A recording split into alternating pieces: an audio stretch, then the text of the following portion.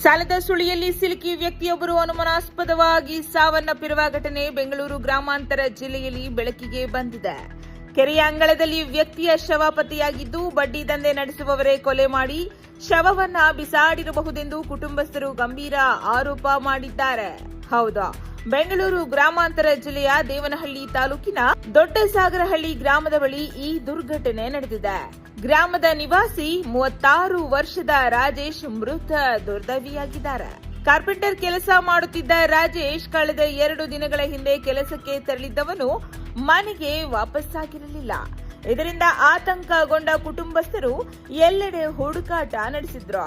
ಇದೇ ವೇಳೆ ತಮ್ಮನಿಗೆ ಕರೆ ಮಾಡಿದ್ದ ರಾಜೇಶ್ ಸಾಲ ಕೊಡಬೇಕಾಗಿದೆ, ಹಣ ಕಳುಹಿಸು ಎಂದು ಕೇಳಿಕೊಂಡಿದ್ದಾನೆ ಎನ್ನಲಾಗಿದೆ. ಆದರೆ ಅದಾದ ಬಳಿಕ ರಾಜೇಶ್ ಸಂಪರ್ಕಕ್ಕೆ ಸಿಗದೆ ಇದ್ದ ಹಿನ್ನೆಲೆ ಕುಟುಂಬಸ್ಥರ ಆತಂಕ ಮತ್ತಷ್ಟು ಹೆಚ್ಚಾಗಿತ್ತು. ಇದೀಗ ಗ್ರಾಮದ ಸಮೀಪದ ಕೆರೆಯ ಅಂಗಳದಲ್ಲಿ ರಾಜೇಶ್ ಅವರ ಶವ ಪತ್ತೆಯಾಗಿದ್ದು, ಕುಟುಂಬಸ್ಥರು ಇದು ಸಹಜ ಸಾವು ಅಲ್ಲ, ಕೊಲೆ ಎಂದು ಆರೋಪಿಸಿದ್ದಾರೆ. ಬಡ್ಡಿಗೆ ಹಣ ನೀಡಿದ್ದವರೇ ರಾಜೇಶ್ ಅವರನ್ನ ಕೊಲೆ ಮಾಡಿ ಶವವನ್ನ ಕೆರೆಯ ಬಳಿ ಬಿಸಾಡಿರಬಹುದು ಎಂದು ಅನುಮಾನ ವ್ಯಕ್ತಪಡಿಸಿದ್ದಾರೆ. ಘಟನೆಯ ಮಾಹಿತಿ ತಿಳಿಯುತ್ತಿದ್ದಂತೆ ವಿಶ್ವನಾಥಪುರ ಪೊಲೀಸರು ಸ್ಥಳಕ್ಕೆ ಭೇಟಿ ನೀಡಿ ಪರಿಶೀಲನೆ ನಡೆಸಿದ್ದಾರೆ. ಮೃತದೇಹವನ್ನ ಮರಣೋತ್ತರ ಪರೀಕ್ಷೆಗೆ ರವಾನಿಸಲಾಗಿದ್ದು, ಪ್ರಕರಣ ದಾಖಲಿಸಿಕೊಂಡವರ ಪೊಲೀಸರು ಸಾವಿನ ನಿಖರ ಕಾರಣ ಪತ್ತೆ ಮಾಡಲು ತನಿಖೆ ಮುಂದುವರಿಸಿದ್ದಾರೆ.